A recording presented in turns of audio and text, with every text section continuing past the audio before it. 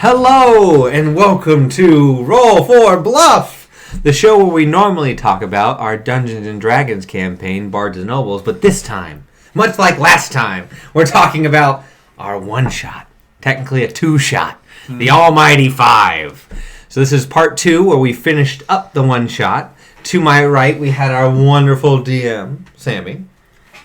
To my left, we have Tristan, who played Billy Mays.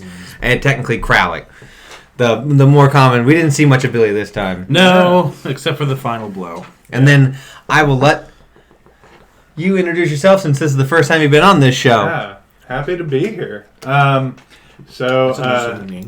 happy to be here. Pleasure. My name is Chris, and I played the Druid Ettercap Sarkikos. And it was my first time at the D&D table, and I'm excited to get into it. So we'll be, as I said, discussing what happened during session 2. It was a long session, so we'll try and encapsulate everything into this in a reasonable amount of time. So let's get into it, I guess, since you guys are my bodyguards. All right. Yeah. So all right, everyone leave. after last session, you guys had successfully kidnapped some children. Yay! Yay! And then you guys had fled the town with the children in some crates. You guys sort of, swiftly made your way back to the mansion after a little bit of deliberation. Got back there, and you guys noticed that there was a gentleman standing on the porch of the manor. That's not suspicious at Yeah, all. that wasn't planned. That wasn't. We weren't told about that. The first thought, of course, was like, the Almighty 5 couldn't have gotten here that fast. I don't know where to look. And it was like, oh wait, no, it's a tiefling. That doesn't seem right. And this was actually just how I sort of dropped Zeke in. Since we didn't know exactly how many characters were going to be in this until the very last minute, kind of just had to throw him in how I could. So Cathrock had invited somebody who works for him as sort of like a buffer when he's making deliveries. So he's kind of like the muscle to help protect the package, and that would be Roy the Reaper. Yes. And that was played by Zeke, who normally plays in our Bards and Noble campaign. And a little bit of background about Roy, because I know we didn't really get into it on the stream itself. Roy at one point had been a nobleman's guard, and he kind of found out that he enjoyed killing so much that he just started doing it on the regular, and eventually he betrayed his own guardsmen and killed them and wound up raising the city. And then he wound up on the run for a while. So, how kind-hearted and good of him. Right. This totally not evil normal campaign. thing for a person to react with. Yeah. So Cathrock had hired him to sort of some extra muscle for you guys, and he needed him to sort of deliver a letter to Ren regarding not only why there was some random gentleman there, but also concerning somebody else who is at the manor, as well as a business proposition for Ren. Which Ren, who I play, was very excited at that, because all the magical swag that he could get. Yeah. But after reading that, my first thought was, who else is here and why are they in the basement? So this begs the question, how long was Sarkikos in the basement as a DM? Did you have him there when we were... Unspecified, isn't it? So, my thought was kind of this, because... I told Chris this as a little bit of background, was that Cathrock, had been reached out to by Sarkikos when he found out that Cathrock was going after the Almighty 5, but Cathrock had been a little bit hesitant to send Sarkikos into a city with you guys because of what he was. So he was there while we were being interviewed, more or less. I wouldn't say necessarily that long, but it would probably have been something along the lines of Cathrock had told him to come the night before or something, and he'd stay overnight. And, Man, you worked fast decorating that basement, didn't you? I mean, I just rolled with that, man. Yeah. For those who don't know, an Ettercap is normally a monster, not a playable race. This is a homebrew, and an Ettercap, it's like a spider person, kind of. They're very gross. So here's kind of the deal with that, and this is where it falls on me. So Chris and I have been friends since kindergarten. So we've been friends for a great deal, long time, and we always seem to bleed into each other's worlds of interest. So Chris and I have talked about getting him into D&D several times, and it was like, oh, here's an opportunity to say, hey, we're gonna do some new players. Let's get you in here, Chris. And then I knew that it was going to be an evil campaign, so I was like, Chris, how do you feel about playing a bad guy? And that's how I phrased it. He took that as, how would you like to play the villain of the story? Yeah. So Chris was like, yeah, I could do that. Oops. So not knowing anything about D&D, Chris came to me with his character thinking that it was going to be like the big bad. And he had like a background story. He had like all these details worked out. He had researched villains. And I'm sitting there and I'm like, dang, dude, you just wrote like a whole one-shot yourself. Like he had created like a lair with lair actions without even knowing it. Like he had made this, and he showed up, and I was like, and when I found out this, I was like, oh, bad. Oh no, that's my bad. No, I just meant to play an evil character. I sort of had to be like, that's really cool. Yeah. But, hold the reins a little bit. Well, it's more of you had done so much work and were so creative with it. There was no way we were gonna be like, thanks, but no. Yeah. And with the kind of players we are, and then the DMs that we have, we're always more than happy to make something work. Like if you were like, you came with all this, you clearly wanted like this character enough to write this huge backstory. Yeah. There was no way Sam was going to be like, yeah, but no. She's going to be like, all right, how do I make this work? I'm actually really excited somebody played a monster, because up until that point, we didn't have like somebody who had played a monster. So I thought that was cool. Aren't you glad that we weren't fighting you, though? I'm very glad. Especially Bill. Very glad. You really want to go up against someone like Bill? Oh, man. Yeah. So yes, the letter had explained that an individual named Sarkikos was waiting in the basement with some further information regarding the Almighty Five. To which I hesitantly went down, or I went to the basement, and I put a light cantrip onto my monocle so I could see down there, and Sarkikos did not like that. That's true. I saw something skitter, and my first reaction as Ren was like, time to leave. Can I torch the building? Because I guess the thing always to keep in mind was when we're playing this, often we forget how big characters are to each other. Yeah. Like, whereas your personality is large, you think of maybe a normal sized person. You're playing a 3-foot character. 3.5 foot. I'm a 3.5 foot gnome. So a big enough squirrel could carry you away. I'm like a child. I'm like a small child. Yeah. So. Seeing something skitter around there that was larger than me, I was like, no, something's supposed to be down there. I shouldn't torch the place, but I want to. My impulses are telling me to murder. I mean, we had a pretty good first interaction. Yeah, I was a little more... I'd say so. I was a big boy. I was brave. Big boy. You're very brave. I was very brave. I was pleasantly surprised at how well it went. You're like, you trust Blackjaw enough that he wouldn't have put you in a position where you would have been outright murdered. Yes. Yeah. Or he wouldn't have... brought someone who wouldn't have at least talked to you first. Mm-hmm. What? And it was a sign. It was a sign of good things to come too, because really, Sarkikos only really developed any sort of relationship with Ren. Yes, that's absolutely true. He barely spoke to anyone else. Yeah, and come battle time, that relationship proved to be quite valuable. It worked real well. Paid off. And we'll talk about that in a moment. So so this is where you eventually come up the stairs after I make sure everything in the house is dark. You're like, all right, everything's dark. You can come out now. And of course, you come like, and then Krawlik sees you, and it's the irony of a character called Krawlik. Yeah, and it's just like la la. Oh dear God. Yeah.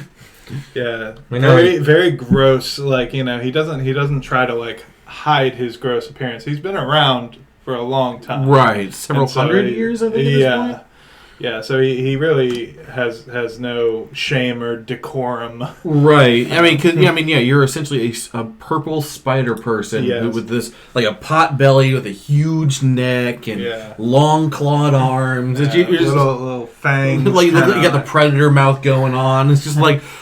Oh no! And the opposite, you had nice ability to talk to Ren, but Roy almost immediately made you mad. Yeah, that's true. Yeah, and that tends to be okay. I say this tends to be Zeke's characters in a nutshell. A little bit. Well, because push that envelope. This is the times where again we've talked filter. We talk about it all the time where things said at the table tend to be. up for grabs for a DM to go, your character just said that. And we all make that mistake, and Zeke made that mistake, and he's made it before in Bards and Nobles. But this is where he made a joke at first, and then he was like, well, I've said it, yeah, my character says that. And it's like, dude, what if you've just insulted this dude's goddess? Yes. Dude, this is a spider person who can murder you. Yeah. So that was... Ooh, I'm surprised Sarkikos didn't, like, try and kill Roy midway through the battle. But we had other things. So after discussing and figuring out what to do with the kids who were in boxes, and we found out that Sarkikos wants to sacrifice kids. You don't sacrifice anyone pure. Well, yeah, the fact that you had Sarkikos like drool, I was like, oh, he's gonna eat these kids. Kids, no. I'm okay with them dying, but like that's a horrifying way to go. Like sending them to a beast, it's one thing, but like someone with sentience is like, yeah. It is an evil campaign. So it is an evil campaign. Got all types. So the night happened. We were getting ready to, we brought the kids into my Mordenkainen's magnificent mansion. Before we went to the mansion, this is where a very vital thing happened, was that Sarkikos was a wealth of information. Oh, yeah. Because we didn't know who we were up against to begin. All we knew was they were the Almighty Five. They were supposed to be these do-gooders, saving cats from trees and stuff. And that was all we really knew, was kidnap the kids and get them here. And we were just like, we'll kick their butt eventually. Yeah. But this is where, like, Sarkikos was like, I have seen these people before. Yeah. And then we found out even more than that. It's like, you've dealt with them, you've been attacked by them, you know... You were wounded by them. You know who each of the five are, and then you reveal us to another big piece of information, is that there's not 5 of them. Yeah. There's 5 members and a journalist who is following them around, recording all their events. It's like... Tag along. A tag-along. Liar. Almighty Five, my butt. I mean, to be just metagaming as a DM, to be fair, once again, I didn't know how many people were going to be in this one shot until like last minute. So when I started writing the campaign, I was like, all right, let's start with 5 and see what happens. Like, let's see where we end up. So yeah, we definitely got a great deal of information as far as what to expect. Like there's a big Goliath. We're like, all right, he's going to be the big powerhouse to really worry about. There was a hot pink tiefling. Yeah. Like that bard is going to be interesting. We got vital information about what to expect, and what we really expected was Ren's worst fear was that a lot of these were probably going to end up being magic casters. Yep. I have luckily found out through you is that all of my fears were for naught, and I panicked for nothing because the only person who could have casted Counterspell didn't have Counterspell, which means Ren was in the clear to just go pew, pew, pew. Well, I mean, as far as gameplay up to that point, that's why I was terrified. That's why when we found I'll talk about how relieved I was with this, how it played, like the scenario played out with how it happened. But we found out there was what appeared to be a paladin, what appeared to be a fighter, what appeared to be a bard, what appeared to be a cleric, and what appeared to be either a druid or a ranger. We found out later it was a druid, and then whatever the 6th tag-along was, we didn't know really what they did. I was worried they were a wizard. Because you didn't have a whole lot of information on that. You just knew it was a journalist, so it was just like it could be just a human boy just following them around. Could have been a wizard. Because that plays back to the fear that we had with the first part, where it was the teacher, the old man teacher. We were like, oh no, he's probably going to be a wizard, and then you blew him up because he was really just an old man. I don't feel bad for that one. It's like, well, he's dead now. So then we, after learning about them and understanding that we're going up against a pretty well-rounded team, we went into my mansion, went away from pretty much out of the dimension for a bit. Everyone had their nice rest and actually better house than what we are currently in. Right, because this is where you made custom rooms for everyone. I did, because that's what you can do at the mansion. It's really cool. So, and we saw a couple, because we know, like, yours had a big picture of Loth, your goddess, and it was creepy and spooky. Yeah. Yanavir's room was full of pictures of, plague victims and stuff like that. So he was like, "Yay!" Roy's was just all bloody, just covered in blood. It's like the hotel after the Shining moment. Yeah. No, it was more like it was a bunch of like scenes of like war and violence. So then that begs the question: what was? Did you really? Yes. I know, because I know I made the joke when we played. You just gave me a cot. That's it. Oh, out of everyone in that group, you were very low on his list. Yeah. He was like, you can sleep on a cot You said you can sleep with the common people. Sleep like the common people. Sleep on a cot. You're fine. Can I say, as a first-time D&D player, I loved seeing how, even though there's this storyline, this framework, I loved seeing how relationships between characters develop organically. Yes. And as was for the case for Ren and Billy Bays, I say specifically Billy Bays. He probably would have gotten along with just Cathrock, but because of the Billy Bays, I mean Kralik, that's what I meant. But because of the Billy Bays persona, he really kind of had a... I think it's a toss-up. I think the more time he would have spent with Kralik, he might have just hated him just as much.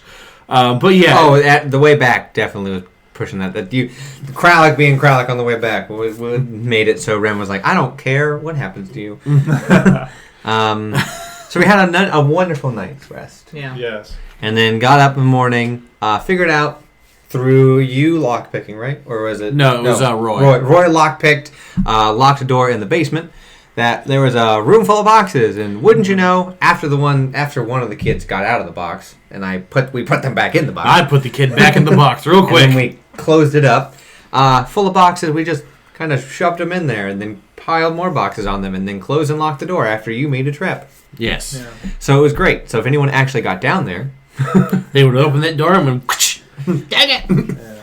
So that was nice. Unless they had Finder. No, I couldn't have Finder. Right now, we should also so good. It was one of those things where we were surprised the kids even tried to get out of the box, but at the same time, because you tried to decept them, and like, "We're Santa," Yeah, which is the weirdest thing to try to deceive these kids in. There was different traits that I had more or less given the children. Like the little boy was very whiny, but also really pathetic, whereas the little girl was a bit more stoic and like a bit more of like I'm gonna try to get out of here. That is until Yeah, Moonfog decides to say something. It's like, it puts the fear of Mammon in you them. gotta remember, this is like a 5-year-old and a 7-year-old. It's not gonna take much to intimidate them. No, but with the way with Aegis when he's in his human Dasmith Moonfog form, he's very intimidating in tone. I mean, they'd also heard you guys talking about like don't eat the children, right, like, and all this other crap. They're like, eat the children, what? Yeah. Hey, we're saying don't eat the children. We're helping you. I tried to keep them as long as possible because that's what Cathrock wanted. I didn't know if he wanted to do experiments or something on them. But we also made a deal where, sacrifice, soul, body. Right, yeah. It was, you got to sacrifice. Use every part of the child. And they're very cost conscious. After you sacrificed for the act of the soul giving, Aegis would get the soul to give to Mammon, and then Yanavir would get the body to re-raise from the dead and give a plague to start spreading across the land. Yeah, that really worked out quite nicely. Some Native American. Ren hated all of that. Yeah. In fact, I was going to use them to extort the parents. But knowing that there were 3 different parties who wanted the kids for different reasons, I was going to try and fight that. That would have been like, I would like to differ. Too bad. And there's a difference in what Ren can do and want, and what everyone else wants. And this is the drama you would want to see in an all evil campaign. Yeah, everybody's fighting to do something evil. Yeah, nobody's going to be selfless. That's why a lot of the times like evil parties don't really like work out because everybody's kind of like got their own selfish nature. And, like, right. Like, and again, you get some characters that are like Kralik, who's like his only thing is to get paid. Yeah. He's like, am I going to get paid? Cool. Then I don't care what the heck you guys do. But what was so genius was that, Ren is like this savvy businessman. Mm-hmm. And so like I without even realizing it, I had made a deal with Ren that I wouldn't go near the children, even though like your sole purpose. Motivationally like that would have been all I needed to do. But because I made that deal, I was like, oh wow, I'm like duty bound. I have a new friend who we made a deal with. Dang it! So it's really cool to have that sort of mastermind kind of right. persona. Granted, you are still a villain. You could have easily left at any point during the battle. Why do you think he was hired? He was the brains of the game. And again, with the good campaign, that's definitely much more of those concrete things. Now, as an evil campaign, you could have just as easily made that deal and went fine. And then just dipped in the middle of the battle. But with the interaction Ren and Turkegos had beforehand, still wouldn't have wanted to. we had a somewhat of a weird bond, Yeah, and he didn't want to very like interesting. snuff that. Yeah. He could have. I mean, even I can see it where, like, in the name of the law, You can do anything. Yeah. Right, he could have been D&D, you like, can yes, do it's a deal. Bye, sacrifice children. It's like, yeah. what did you do? Bye, lawful to protect me. That would have been a great thing to do for my first D&D Just to campaign. betray a Like, whole party. So Ruin after the whole plot. after you guys managed to get the kids locked in a room, Yep. there was Like 4 a.m. in the morning. Yeah, there was some time spent sort of like figuring out, because I think you had Void send a letter to. I had the voice the night before. I had so that they would know where we were and when to a rough roundabout when to expect them. We've got a layout of the house a little bit, like the outside, because we were asked not to destroy the house, and Ren was taking that seriously because it was part of the deal. Which I actually didn't expect. It was just something that I just thrown in the letter and like. No, I had every intention, even if he Okay. didn't say don't fight in the house, I had every intention of fighting outside, because then Ren could do what he does best and do big explosions, and I have to worry about catching a house on fire. Right. So Like last time. yeah. Yeah. So we devised who was going to be where and why, and then before we went out, I alarmed the front. So then with a ring, so that hopefully no one, if they went through the front door, I didn't expect them to go through the front door. There was some dice rolled for that.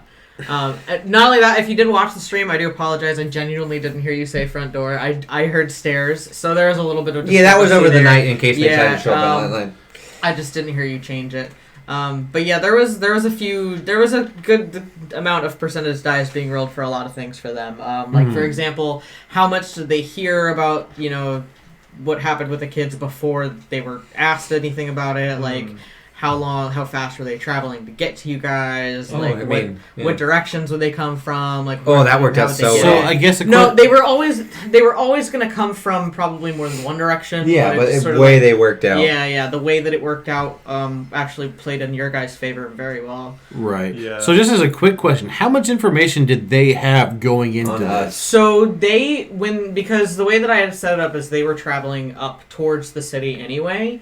And they had sort of heard from a traveler that there had been a little bit of chaos in the city earlier in the day. So they actually fast-tracked it to the city. Outside of that, they really didn't know anything until Void had alerted the nobles that the kids were kidnapped. And at that case, they basically made it. That's why it was 15 hours, was because they made it up. They had to go all the way back. Yeah. So they wound up going there at a fast pace to get there to you guys. Perfect. So they had all the only information they really had was where to go. Like, there's kids They didn't know who kidnapped, they go there. They didn't know who we were? they didn't know who you guys were. Oh, that's no, perfect. No. Good. Yeah. You guys had Done really well getting out. Well, you guys had done really well. You guys didn't make as much of a commotion. If you hadn't had Void send the letter, they would have Never. Yeah. Which it would have been a different operation if we just wanted the kids or something. Yeah. Which would have been great. We would have succeeded very well. Yes.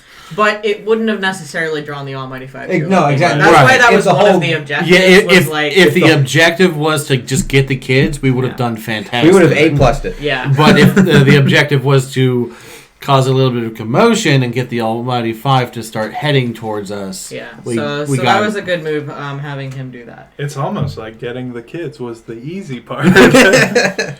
And so we separated in a way where if you're looking at the house, Sarkikos and I went left into the tree line. Yeah. You and Yanavir went behind the little cemetery. Yes. Aegis was on the right. Aegis went to the right, the tree line, and Roy was up front. Yes. So we had all points surrounded. So there was no way, unless they somehow, all stealth really well past us, for them to get there. And we waited. And we waited. And Sarkikos played with a squirrel and didn't eat it. That's true. Which Ren was very confused about. He knows a lot, but that was nothing he could have ever expected. Well, yeah. Sarkikos had eaten a mouse earlier. Just and just picked up and ate it. Yeah. And But we made a point of saying okay, so a few hours have gone by and we're all getting bored, and so I was like, I had a book. what is a spider creature to do? Yeah. I mean, so like I said, the way that things played out like was really in your favor.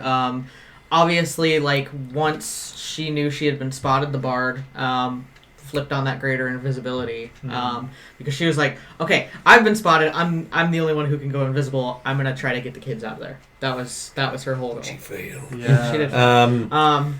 Yeah. So Because all we saw initially was just a pink Pink glow. flash. Yes. Yeah, which none of I'd say the ideally, only a reason- hot pink tiefling is probably not the best. Yeah. I mean, it's what not college was she? camouflage. She was College of Glamour. I knew it. As soon as you said Yeah. hot pink, I was like, she's Yeah. probably College of Glamour. Yeah, College of Glamour. So the only reason that the rest of us knew that they were there is because I had Bartholomew, my little sparrow, with Aegis, and we both rolled high enough to see her coming. So then I had, he knew to go around and bounce on everyone's head to be like, hey, Something's up. like, Yeah. be awake, alert, alive. And so went around. That's when we were like, it's go time. Yeah. And part of the reason why it actually took her so long to like actually get in to try to get the kids was since she had run past him towards the back of the house. She had to sneak She over. kind of had to backtrack back the other way. So Right. that was why it took her so long. Because I mean, if she hadn't have been spotted, like her plan initially was to go through the back. Yep. But then that didn't work. Yeah. So right. So then that's where we start to see them emerge. The Goliath fighter enters the front of the house. The big most ol' pompous way, exactly Oh, yeah. how I expected just him. walking up It was down the either road, he's like, My I'm here. my money was either it was going to be him or the paladin. We're going to be walking up front right. because the I paladin just could have pictured easily had. Dwayne Johnson Just yeah. Which I'm actually With a kind of big glad old that it was sword. fighter versus fighter. Like I'm kind of glad Just that a that's how that slugfest. worked out. so yeah, we had the fighter come up to Roy. We had the paladin versus the other paladin. No, Right. no, It the was- cleric versus paladin. No, Cleric versus paladin. no, It was It was Owl. It was no the cleric. the versus, cleric versus there's your Aegis. paladin. Yeah, versus yes, Aegis. Yes, yes. Yeah. So So- it was the owl guy versus Aegis. Right. It was the cleric. It was the paladin, The paladin versus the Ren and Aasimar Sarkikos. Yes. paladin was you guys. And then the It was the druid. druid. the druid versus Yeah. Kralik and Yanavir. right. Yeah. Which it was just there was some. The only matchup that I was worried about was fighter versus fighter Right. Yeah. because he was specced out to the nines to deal massive damage. Yeah, Right. and Whereas he was honestly he was the hardest. He was the one that I figured would take you guys the longest to take down if you needed to. But Which technically worked. That was Yeah. true. Except for It's the I mean, true. the tiefling we couldn't Yeah. find so her. yeah, so there was a lot of moments here. I mean, some of it was what you'd expect as far as combat goes. Fighter versus fire was a lot of just trying to hit Just a each other. slugfest. Paladin versus cleric was still essentially the same thing. Then there was like miss spiritual weapon Yeah, hit. yeah. There were two tanks just being like ting ting ting. ting, right. ting, ting. With us, Yanavir really didn't have to do a whole lot. yeah, you I did pretty took good job care of taking- the taking care of that druid. I mean, he definitely helped because Yeah. it was. I mean, you had 2 against 1. Yeah. Like, and she had like ensnared me and pulled I me think, forward. I think part of the thing was, and I kind of did this because if we were going to have new people, I did want like a little bit of plot armor. For a lot of the more spellcasty people in the Almighty Five, a good portion of their spells were like healing spells, helping spells, aiding spells, buffing spells. Like there were some like heavy hitting spells, like as far as like attacking, but most of their spells were like for aid, as Right. opposed to like. I mean, the one spellcaster that tried to cast spells near me didn't. Well, because I was gonna say the most that like as far as this battle goes, the most that happened was between you guys and The paladin. The paladin. Yeah, that Because was she quite a went. battle. Well, that was because no paladins can heal themselves. Paladins can unleash an ungodly amount of damage through smite. Yeah. And the fact that she could, I didn't know she could fly. I didn't know she was an Aasimar. Yeah. So, my first, I was like, okay, we're just gonna start Ecos, do what you're gonna do. I'm gonna throw spells at her for a Yeah. while. Right. And then I summoned a wall of flame, and she was like, oh, okay. Yeah. And I was like, oh, this isn't good. You're an And Aasimar. if you could just picture this, like this gross looking Ettercap, he's like slimy and like this gross thing with just this this very kind of almost regal And looking posh gnome.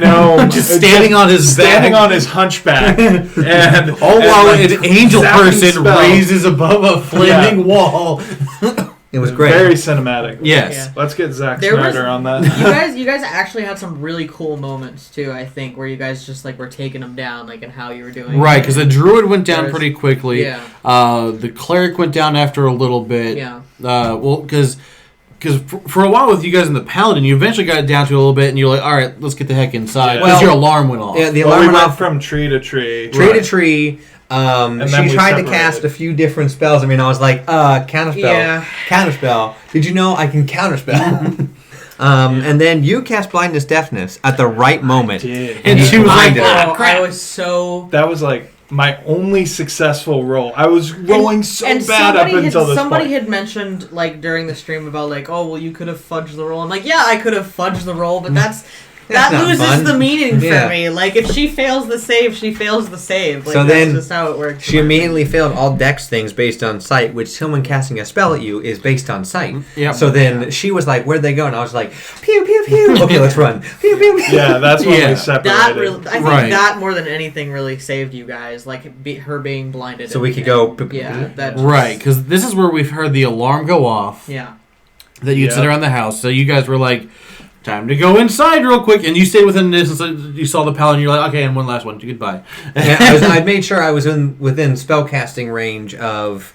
Technically, at one point, I was in spellcasting range between the fighter, the paladin, and everyone else in the party. Mm. So if anyone was on like that part of the house, I could have, using the range, I could have shot multiple people, but I was a wizard, not a sorcerer. Right. So then, yeah, like, it's like I had defeated the druid, so then I ran over to the cleric, and we had eliminated the cleric real fast, and then I ran Yeah. over to the. Once you guys took down one, it was sort of like that's Domino. Domino. Yeah, it was domino effect because then It it was was really like good. then instead of being 1-on-1 or 2-on-1, it became 2-on-1, 3-on-1, like 4-on-1. Right. You know, just sort of Because stacked up. especially like with someone like me who had so much movement, like within a turn, I was getting to each person within a moment. Like, 2 attacks. Now, after you had left, and after the two of you, I think it was slightly after the Yeah. two of you had gone inside, Yanavir, Sean's character, wound up spotting the journalist, the silver-haired, younger-looking journalist. The fact you said And- silver-haired made me worry Yeah. for this Yeah. exact reason. And so he wound up casting a spell at him, and this was something that I kind of prepared for, but I wasn't planning on. I was waiting until a certain number of the Almighty Five went down. Right, I noticed That's that you why were I making noticed tallies. check marks. And then so once he cast a spell, I was like, all right, well he's just not going to stand there and take it. Like he's gonna like he wasn't going to reveal himself until he thought that the Almighty Five were going to die. So after 3, he was going to. Oh, it should be noted, after we knocked down one, we made sure we killed them. Right, because Yeah. these were Yeah. used as Yes. actual player I made characters. them. Yeah, they had player character stats. So they were knocked unconscious, and then the players, us, made sure that we killed them. Yes. Right, Which because they were was- doing death which was saving good throws. because there was one of them had true resurrection. Paladin? I don't Cleric. remember if it was the paladin or cleric, one of those two. And another one had resurrection. Like they had things that they could bring each other back. First off, that was another thing that saved you, having them separated, like outside. Yeah, that was good. Because I think initially I was gonna have them all come in. No, And I think if they that's- were all in the house, I knew we were going to be out. Yeah. Like, I think that saved you guys a lot of hassle. Right, so yeah, so we had it at this point where it was me and Yanavir? Or no? me and Roy were battling the fighter. Yeah. And And then you then- two had gone inside. Yanavir had awakened a dragon, and he was like, guys. So, He so polymorphed he had out. polymorphed out of human form and into a dragon. What Which a in twist. regular D&D canon, young dragons can't polymorph. I took a little bit of artistic liberty with that because I don't want to just throw an adult dragon at you guys in the mix with 5 other things. So I was like, young Thanks dragon. for that. We'll do young dragon. So I guess the question is, how did you feel about all this? Like you hear about this journalist, you were the ones who Yeah. even told us that you go, it's just some guy, and then you see Yanavir throw a spell, and all of a sudden a silver dragon, young dragon, comes flying out of the woods at him. I'm not gonna lie. I think if you go back to the stream, you can probably see, because at this point the stream had gone really long, Yeah. and I was like visibly tired. Not quite as tired as Kyle. poor Kyle, but yeah, I had to kind of like. I did like a slow head raise. I was like, Because at this point, what? Because this is a point where you guys are. Because you guys are in the house, you're like, okay, victory is within our grasp. This is going to go smoothly now. We just got to deal with this thing inside the house and defeat the one outside, and we'll be fine.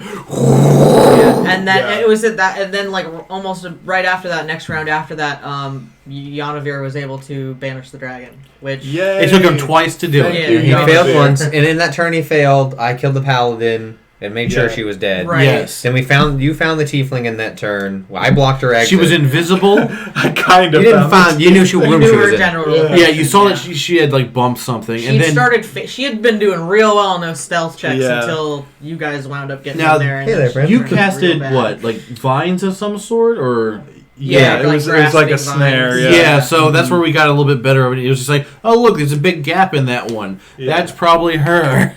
So that's when you guys really tag teamed it.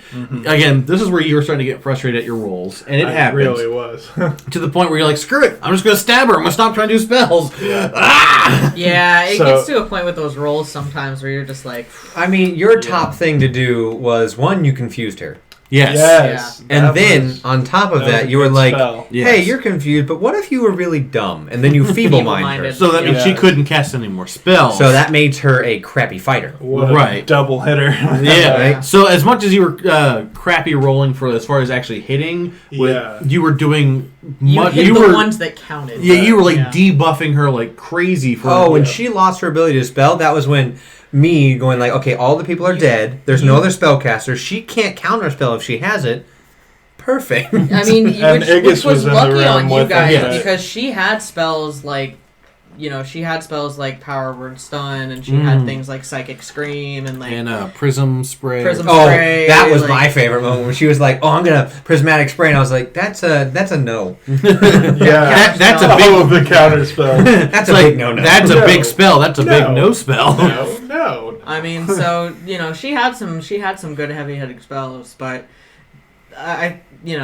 It just happens. it got just it was that's again how it it worked was, out. it was a 3-on-1 again with Yeah. you debuffing her like crazy. And not only that, but like she didn't know where the kids were. Like, Right, and that Right. should be really. I was spent- rolling for percentages for that too, and I was rolling tracking for her, and it was just like She was in the library. very The kids little were in the to go on. basement. Yeah. Yeah, Yeah. like library here, basement Yeah. over it here. was more like one of those things where it was a situation where I was like, okay, she didn't have anything like locate person or anything Right. like that. And So she it did was have like never met them. She needs to like really work for this. So yeah, it just luck of They bless. got outclassed. Right, Yeah. so you guys piled on her to eliminate her. It was like great, Yeah. and then that's where Yanavir's in the background going, "Guys, there's a dragon!" And then his banishment gave you guys time to kill the fighter that was out front, yes, take him down, and get everybody back outside after they'd taken care of the tiefling. And then pull us straight up like. And then So, yeah, you guys awesome. all got the chance to ready actions,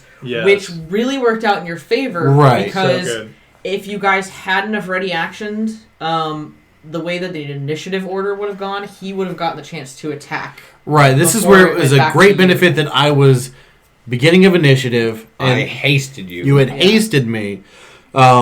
And this is definitely like this could not have worked more in our favor whatsoever. With the banishment, we knew where he was going to come back as long as Yanavir was concentrating. That's all I did. Yeah.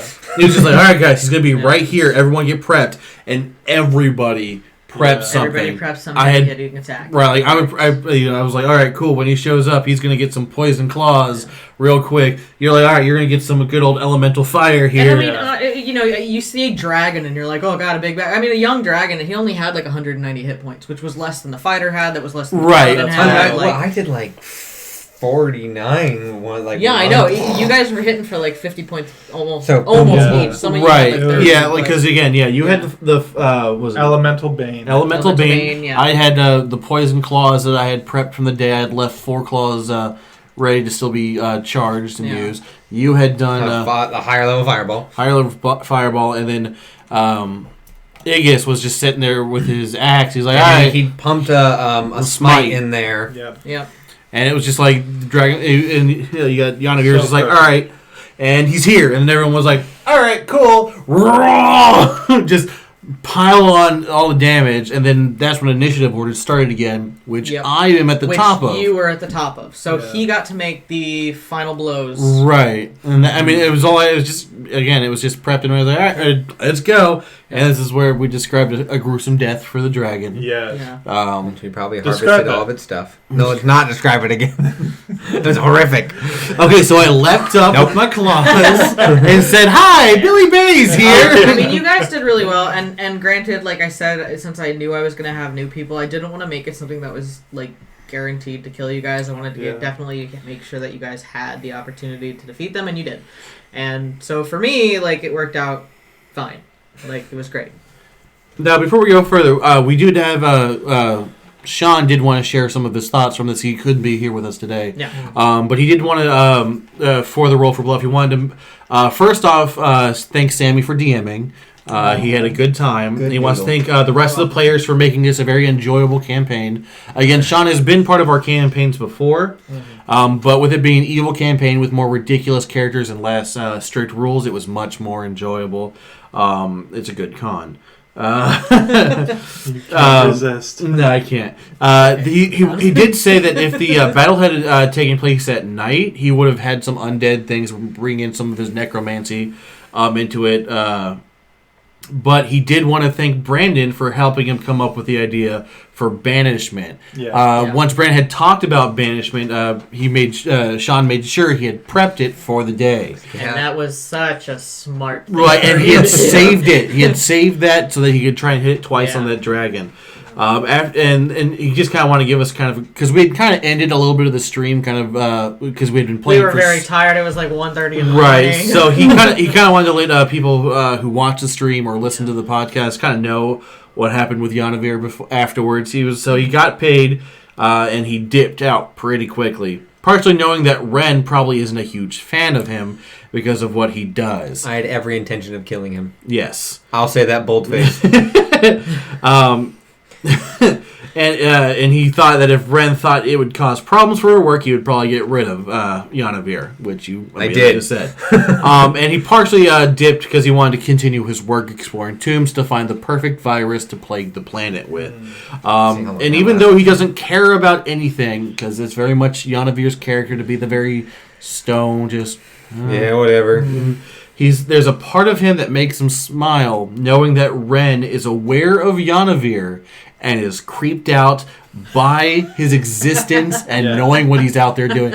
Like just the fact that Ren is aware that there's an individual out in this world spreading a plague, looking for that perfect virus to just plague in a planet and erase it all in the name of a goddess. Exactly why, Cathroc's first business partnership to really seal the deal is to give Ren a ring of... Hey, he already got you, Derek.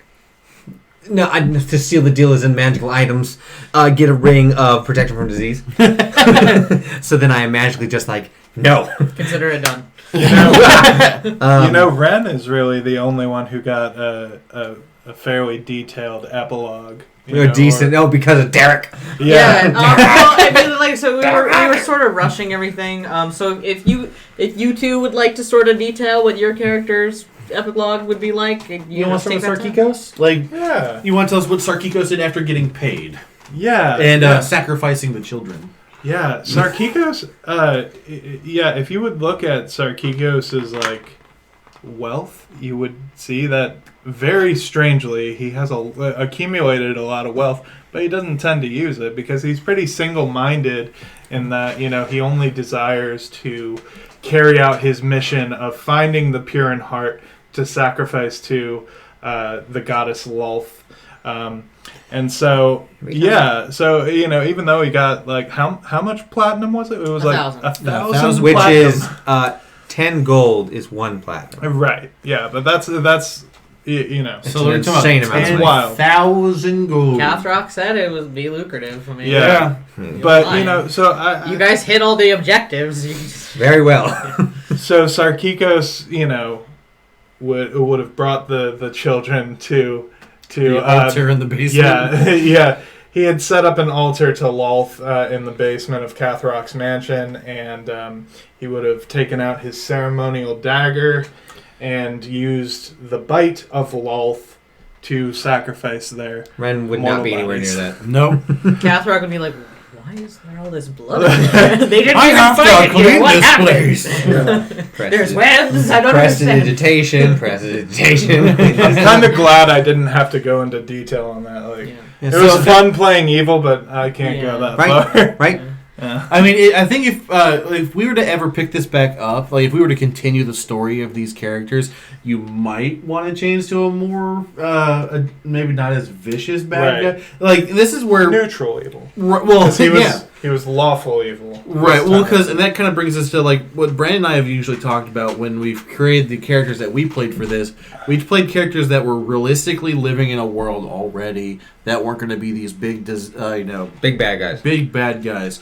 So that whereas you have someone like Kralik who is just a con man. Yeah. Like at its core, he's a con man. Right. I would see if you continue, you might be more comfortable playing something less brutal, like maybe a Right. con man. So I assume after that he continues off into the world, like Yeah. don't call me, I'll call you. Right. Yeah. So what about Billy? Kralik. I mean, he got paid. He was promised a business deal with Ren.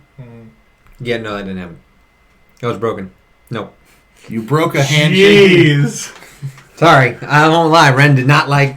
He did not like that at all. He didn't It was like. probably one of those things where, like, a few weeks after, like, Billy's, like, asking around at, like, a goldenrod depot, and he's like, hey, so, I heard your guy said that he was gonna hook me up, and they're like, we don't know who you are. Get out. Welcome to Security. they have, like, a scroll, they look at this picture, look at him, Yeah. get him out of here. Kralik will remember this. Oh man. Remember, no witnesses. Look forward to part 3 coming soon. No witnesses. Let's team up. I mean, and Kralik has no issue teaming up with people to get to his ultimate goal of the con, which is why he and Yanavir had worked so well together. Partially because Yanavir's like, plague and disease, and Kralik's like, I'm immune to disease. And it's like, oh, that's a good con. Ren would know better than to share around, Kralik's true face, but he doesn't want to work with you. He's smart enough to keep the secret. That's kind of his whole thing. Yeah. I think Sure. I think honestly, like if you ever wanted to do like a run an evil campaign, I would probably play Cathrock. That's deal. I'm down for that. Artificer, Oh, man. Black Dragonborn. I really like the character. He's got the class is awesome. So you just continue to go around with. I mean, he just goes back. I mean, he's got some nice fresh bottles of Bill Bay's bottles of bountiful benefits, and just keeps running the good con. I mean, that's all he needs. Just keeps doing his thing. I mean, he's got his backstory. I mean, he probably after all this, he probably would have returned to the one place that he actually calls his home, because he's always traveling. He has a single place that he calls home, and it's where his childhood home was, where his family no longer is, because they're dead. They're dead. Tragic. They were murdered. Tragic backstory. Just so Ren knows, when Ren finally got back to the home office, if we had continued playing that far, your brother had messed up big time. That was why he was like, Oh, he's what gonna did he kill do? me. Yeah. He so basically he pissed off a rather unhappy client. Oh, who is good, now, so- coming for you. This is begging good. for a sequel. So Oh, gosh. I left it open ended. Kevin can spend the next 5 years up in the North Country in a small depot. We didn't talk about the books. The books are No. kind The books that I have. Well, the book I have. So on the young journalist, Ren had wanted Immediately, as soon as journalist, he left his stuff up there. he went and he found that the journalist had obviously a journal, like a large collection, but it didn't just have information about the Almighty Five. Young dragons, even though they're young dragons, have still been around for quite a number of years. So he not only had details for the Almighty Five, but as well as many other current and former heroing parties, adventuring parties. Just a lot of detail. Which is good for about business. Stormbreakers. Yeah. That's a dumb name. that. No, I did not have the Stormbreakers in there. This is not Stormbreaker adjacent. This is not in the same universe. of a the same League of universe. Justice. A man bat. Yeah. So, Ren's going to keep that, and he's definitely going to help with Cathrock if he needs anything else, and just Revengers. pretty much just use that as a way to either, eliminate these people or sell the information to people who want it. Oh, there's a whole thing. I know with the other characters, since they're not here, I know because we talked about Roy is on my payroll now with Cath Organized payroll as a pretty much a bodyguard for whoever needs him at the time. He's on that payroll, and then Idris, even though Kyle stepped away, he said that he was going to work with Ren, because Ren would allow him to spread the word of Mammon, and then Ren would have Idris as a bodyguard. Yeah. And of course, knowing Idris as Cathrock did, he wouldn't have obviously had an issue with that. Yep. Because, So, Ren gained 2 more big bodyguards. Yep. So yes, that pretty much covers, I think, everything as far as that. I think the last thing I really I'd want to focus on this, is as a new player, this is again your first experience with D&D firsthand. Again, because you've heard everything. I want you to give us your honest opinion on how you think it went for you, and if you would play again. You tell. The DM senses are tingling. Yeah, no, I had a lot of fun. If you watch the stream, there's a point at probably around 5.5 hours, or maybe even at 5 hours. I think where I we was were like, all 5.5 hours. Yeah. I was like, guys, I gotta go home. And this is unfortunately one of those moments where it did go I much had zero longer. intention of having it go that long. That's just how it worked. I mean, because we tend to average about 4 hours. Yeah, and so that, I would say that would be the only negative part of the experience, was just especially at a certain point during the battle phase where I just felt like this is just slogging on, and we hadn't even seen we hadn't even really encountered yet the bard or the journalist, and so I was like, we haven't even seen how much longer is this going to be? Yeah. But no, so that was the only negative thing. But aside from that, amazing opportunity to get into character. I love to act. I love to. I love storytelling, and so Sam really put together an amazing story, and I was just thrilled to be a part of it. I would absolutely do it again. As I've already said, we need to make this a trilogy. You guys were a lot of fun to play with too, and I couldn't have asked for a better first time experience. That makes me really happy to hear. Yeah. Having been the DM for that makes me really glad, because I'm new to this as a DM, so makes me feel a little better knowing that a first time player's first experience was good. And I'm glad that you had. I mean, as someone who practically dragged you here, Get over I'm here. glad that you enjoyed this, because again, this is me trying to bring you into another part of my world. Again, that you've heard about for so long, but me knowing you as a person, again, we've done acting stuff together, we've done art stuff together. You're predominantly a writer half the time, and we've worked on countless stories together. Right. To have it so that you're essentially improv writing, mixing all of these things that we do together into one thing, which is why I love D&D so much, and it encapsulates so much of my hobbies together. That's why I thought you would work so well with it. So to hear that you essentially were for all those same reasons, I love this. Yeah. I'm glad that you enjoyed this as much as you have, and I really hope that we, going forward, are able to bring you back in and have you give you more experiences. Maybe not so many gruesome evil things. We can definitely do more one-shots in the future. I'm totally open to continuing the story. Whether you guys want to play the same characters or maybe change them up, that's fine. Ren is for sure not coming back for the next one. He's good. He's set. He has a solid business partner. He's set for life. He's set But for now life. all of us hate you and want to see you burn. Except no, hold on. New campaign. Kill Kill Ren. Maybe Ren will be an NPC. Yeah. The only person that shouldn't like Ren, well, there's only 2 people. Probably Yanavir, because he knows he's being hunted, and Kralik, because of the deal. Ask that. Sir Kiko shouldn't care. That's true. And then I have Idris and Roy on the payroll, so there's only 2 people who weren't like, yeah, okay, he's fine. Those are some heavy hitters you've pissed off, though. But so we'll see. Maybe somewhere down the line we'll continue some stories. Maybe we'll introduce some new stories. Who knows? I'm totally open to that. But I just want to say thank you guys as players, for being involved. You guys, especially the you can kind of tell when you watch the video that there's a little bit of like these are the quieter players, these are the more like into heavy RP players, like.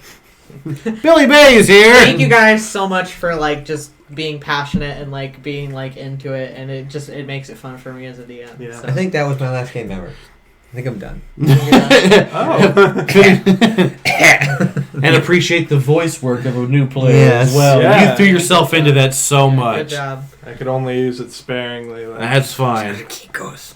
I gotta go really close to Sarkikos. There you go.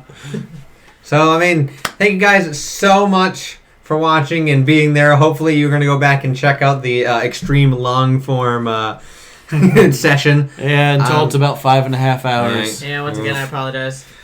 So that wraps up this. Tomorrow, when this comes out, we'll be back in action, back to Bards and Nobles. Yeah. Going back to the regular where I'm going to be the DM back in my comfy chair. Gonna miss that comfy chair. I miss you. Fight for it. It's so comfy over there. That's when I just buy my own comfy chair and like just bring it down here, and you're like, No, she's just gonna drag the armchair over to there and put the hard seat over there. Nope. So that, well, hopefully we'll be back, getting back into the story of that. So be on the lookout for that tomorrow at 7:30 p.m. Eastern Standard Time. Yeah. So is anything you guys want to say at the end? To sign us off or anything? Or? As it's a good con. That's good.